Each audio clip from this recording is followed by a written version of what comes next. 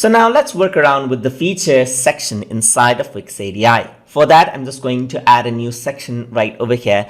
And then from the left side, you can see that there's a features section right over here. So once I click on it, you can see that there's features, like you want to add in more details regarding the services you provide and something, then you can add in features right over here, just like that as well. So once you click on that, a new section will be added, and you can see that this is how it actually works like right over here. So you can see features for our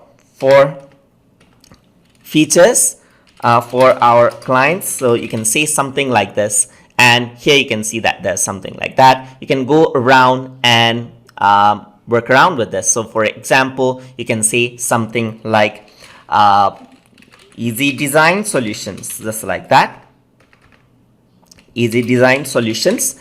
And then you can see that that is how it gets replaced right over here. You can also replace the icon right over here. So you can go on to item, you can go around to icon and replace this according to what you want as well. And you can add in more features by clicking on the add item button right over here, just like that. So this is similar to a lot of other sections right over there, just the layout is a bit different. Then you can also, of course, go into the designs and choose from different feature layout that you want to show up. For example, you can show it something like this one so that it seems much more dynamic right over here.